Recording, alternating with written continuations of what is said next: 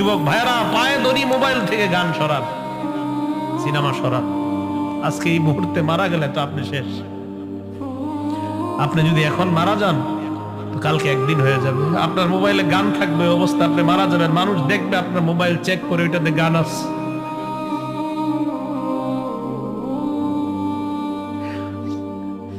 আপনি এখন মারা গেলে মানুষ আপনার মোবাইলে চেক করে দেখবে এটাতে গান আছে, সিনেমা আছে।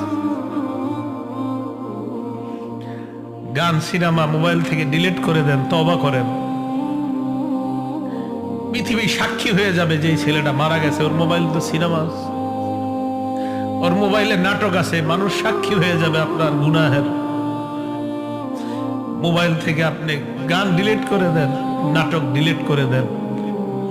বন্ধুরা চাপ দিয়ে আমারে ফেসবুক খোলাইছিল, আমারে ফেসবুকে ইসলামী লেখালেখি করতাম কিছুদিন